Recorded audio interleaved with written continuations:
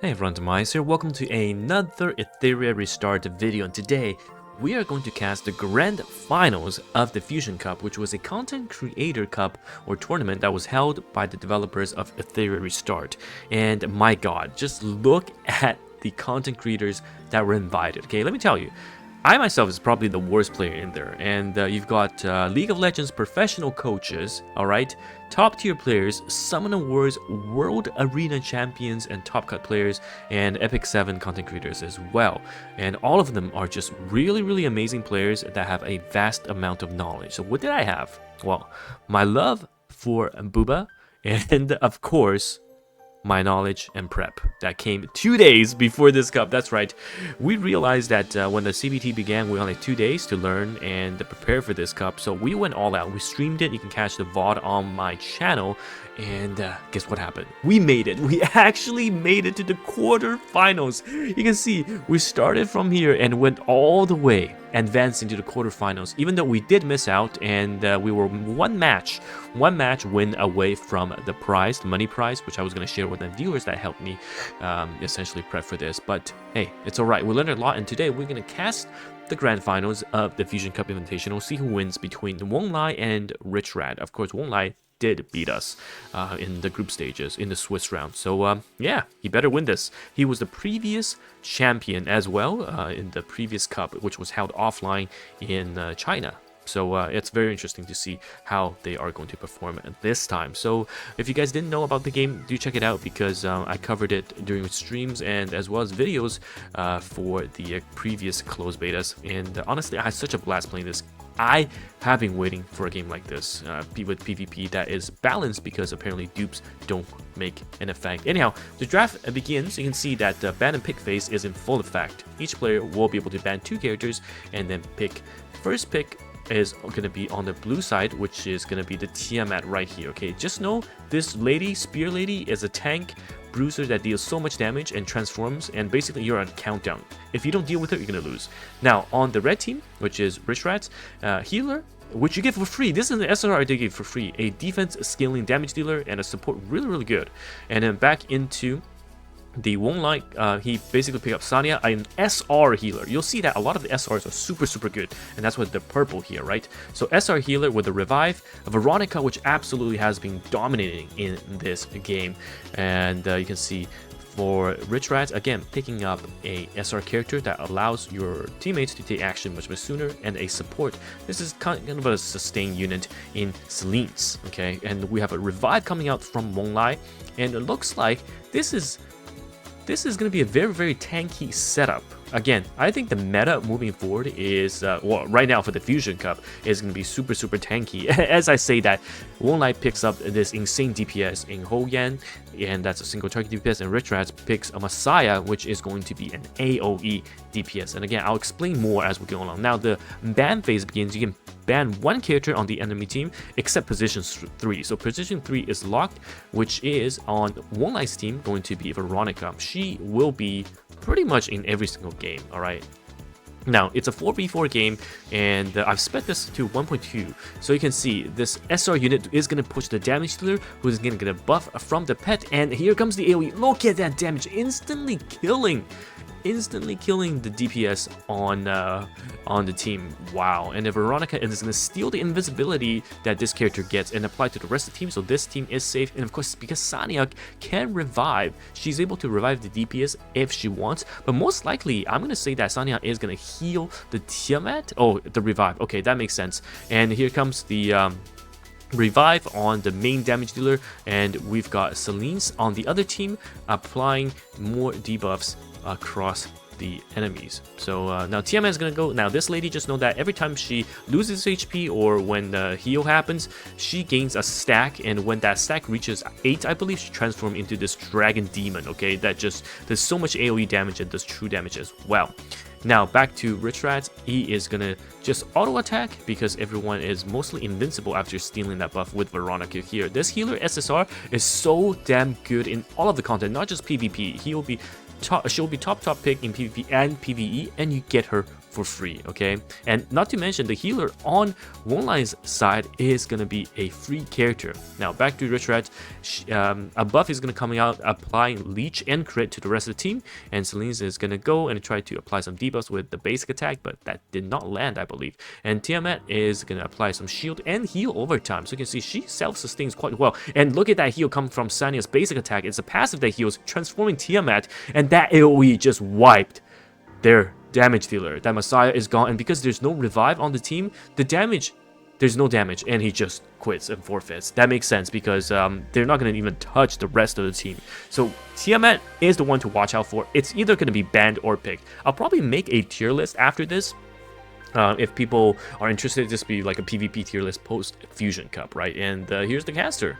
Then we'll fast forward to match 2. So you can see the games are fast if you're not planning on stalling, because there were some stall comps with a lot of defensive and HP scaling characters. And let's take a look. And we'll probably slow this down a bit as we, you know, as just go for normal speed. That was a bit too fast. Okay, so the ban pick coming out, and you can see the bans on Heinrich, who is an AoE cleanser, dispeller that will remove all enemy buffs and make them unbuffable. And then the other blog, I believe that is Dorothy, an SR character. I'm not too familiar with this one. I think this is different than the one we just saw. But on Richard's side, it's Doki Doki and the twin girl Lily. Who they do manipulate a lot of the action orders, so that's why they are always going to be on the lookout for being banned or picked. So in terms of picks, we can see Tiamat, again, the spear lady that transforms, always a great one. And then this is Viper. Going back to Sania, the SR character. Again, SR characters are really nice in this game, okay? She's going to be a healer that revives, and then locking in Veronica, who can steal buffs and apply the stolen buffs to the rest of her team, and also does HP damage, HP based damage. So you can build her really tanky, and she'll just do massive amounts of damage while being tanky and also supporting the team, which is insane. And then on Wonlai's side, you can see that this is going to be the free SSR healer into the defense scaling DPS in Ranhu, who looks like my VTuber avatar, by the way. And then there's Hellkit, which is AoE shield that prevents enemy from debuffing you, and then Celine's we saw, which applies auto shield and debuffs the enemy. So again, I think we're going the quite the tanky route, it looks like. And now this is Dorothy. Oh, I think if you go back in this video, you'll see Wonlai kind of being a bit not confused, but I think laughed, because I think he banned the wrong Dorothy. All right, he wanted to ban Dorothy the Wisher, who's an SR character, but banned Dorothy the Explorer. I don't know, this is a different character. That's why I didn't really realize what that character did, because the Dorothy that he banned is a different one that was showcased in the previous match, and of course this is this is the other one. And then the last pick coming out from Rich Rat's set is Chiaki, another SR character. So we can see this PvP team, 3 are SRs, and Chiaki is an action bar pusher who will make your team much faster. All right, they're just gonna take action really fast and the turn cycle. So it's quite aggressive, and the Wonlai picks Shada. Now Shada, I absolutely love Shada as the last pocket pick, and the people don't expect her to do an insane amount of damage, but if you can get a lot of buffs on her, she can scale out of control. Okay, she can actually scale out of control. So I absolutely love her. People don't expect her, especially if you build her a bit tanky. She can still do insane amounts of damage because she stacks a buff called Soul Flame every time she gets buffed 3 times. So we'll see how this goes. And yeah, it's a best out of 3 for the grand finals. And Hellkit is gonna go first. Hellkit's really fast base speed, so he's probably gonna apply the shield or not, because Veronica can steal that shield and apply it to the rest of the team. So Hellkit may just use an attack instead. Okay. And because Hellkit is on the codex, you can see, yeah, so the shield is not applied and just attacked instead. And then Rahu followed up with a basic attack, and Veronica now doesn't have to use the steal and just uses the AoE HP attack, and it gets pushed by Dorothy. And now, oh, this is the healer Chiaki. Okay, there's 2 Chiakis, and this is the healer Chiaki. I stand corrected.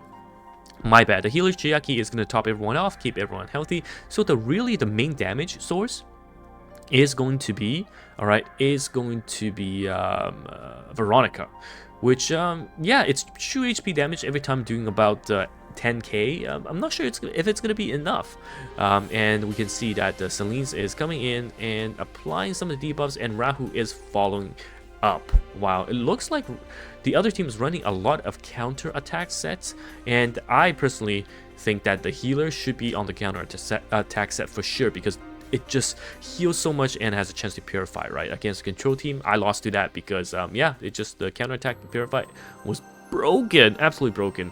And because Veronica did not need to steal the buff, she was able to essentially ult, use the HP damage thing twice, and now Hellkit is forced to use the shield before Hellkit dies and apply the shield. But when Veronica moves again, which is soon as you can see the action bar, she is definitely gonna be able to steal that shield off of Hellkit. So it looks like Richard's got it, and because of the action bar push from Dorothy, yeah, look at that, steal, and now your shield is my shield. Look at everyone getting all these buffs and shields, and they're good to go. And now Hellkit is no longer protected and does not have the cooldown reset either, so it's looking pretty grim for Won't Lie, and I think that is probably going to be the GG very soon. And Celine's is just trying to whittle down, and Sania, the SR character, not only can she heal, purify, she also has a revive, so it's even going to be more difficult trying to break through.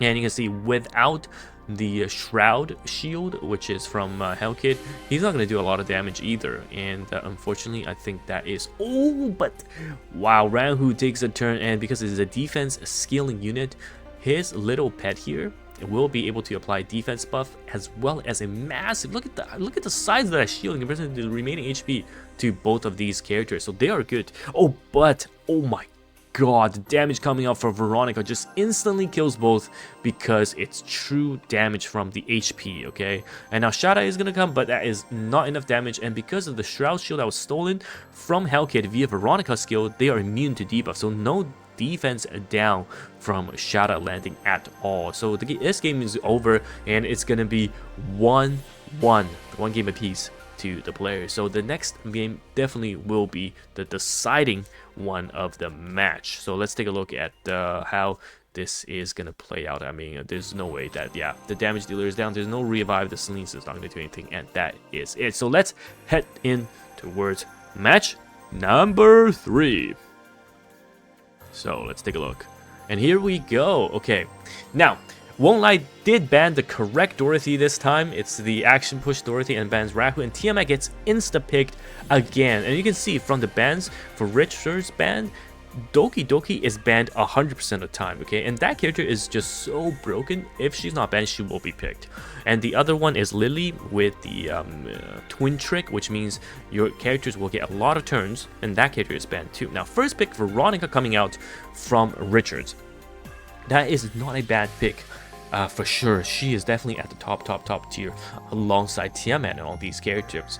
And on the other side, Heinrich finally got through the draft, and of course he is picked up right away. Richards did get Ling Luo, the healer, in the second slot right here, which is of course a character that everyone gets for free. This is the free SSR healer. And now Hellkit's the third pick that gets locked, and this just dissuades any debuff teams from coming out, right? And what the Won't Lie probably could do is, of course, Hellkit does get somewhat countered. We saw last game by Veronica. Just ban Veronica, because Veronica is not in position 3, which means she is not locked. Now, what that means is that for Richards, this might be an opportunity, because you know that your Veronica will be locked, to run some other units.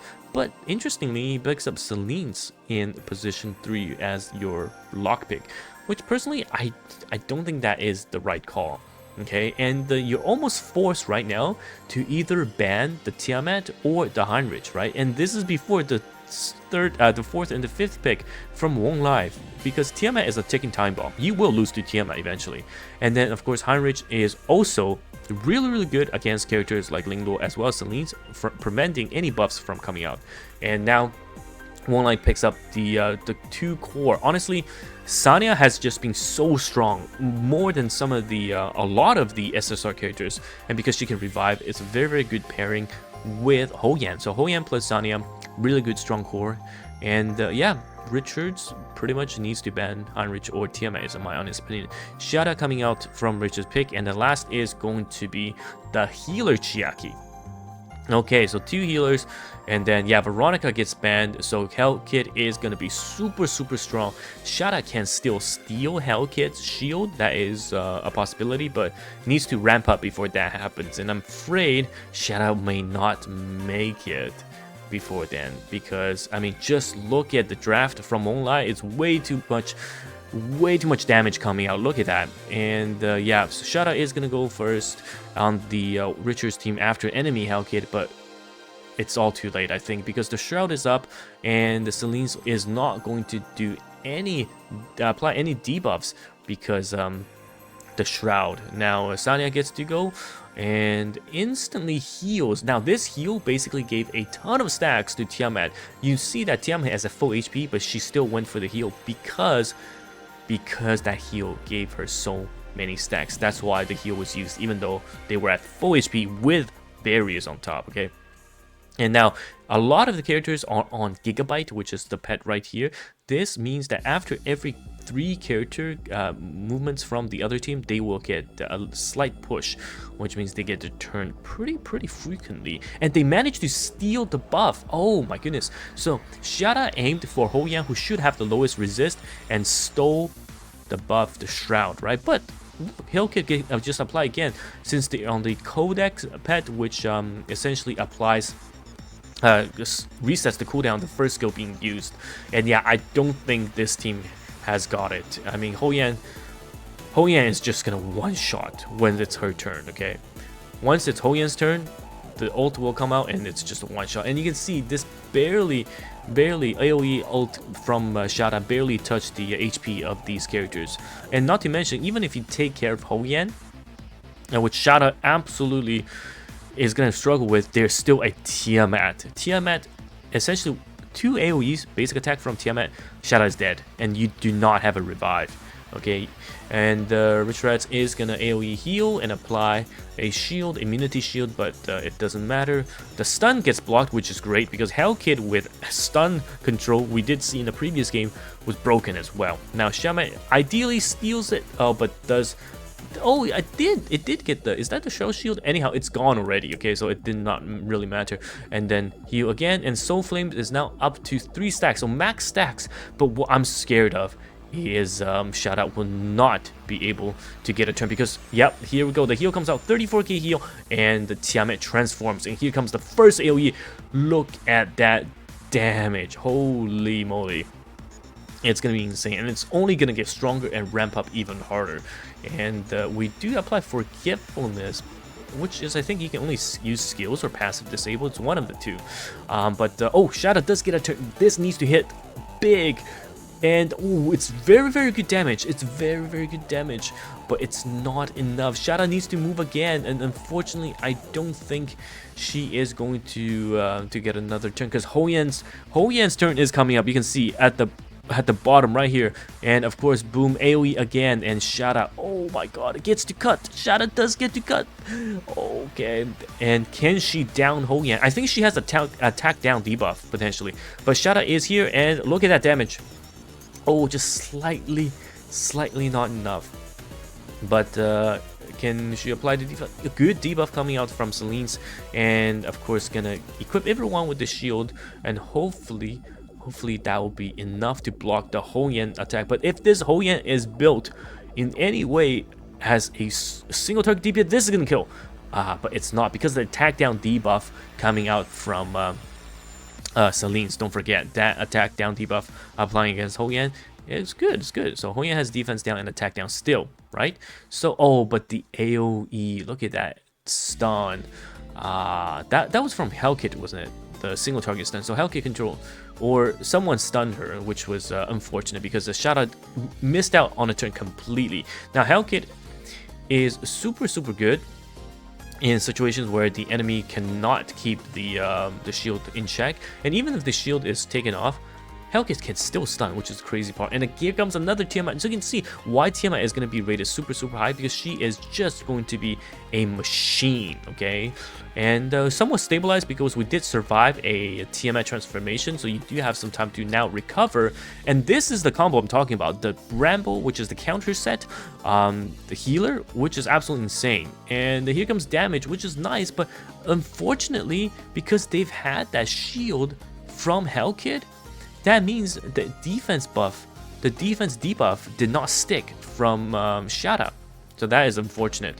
And if this taunt goes through on Shadow, then Shadow cannot make another AoE. So yeah, this is going to be tough. Oh, taunt does not go through, I believe. And Shadow gets to cut again with Gigabyte. So here we go. Let's see that damage. Needs to kill Hellkit right here. And Hellkit barely survives. Oh my goodness. In comes another AoE, hopefully debuffing. And oh, killing Hellkit, that's pretty good. Oh, this is actually now getting close. But is Ho Yan's turn coming up, I want to say. And we need to see if Ho Yan is able to use her ultimate one more time. And here comes the shield, just providing some heal over time. And this Tiamat is almost dead. Oh my goodness. Now, this triple healing comp, making sure that Shadow lives, is quite nice.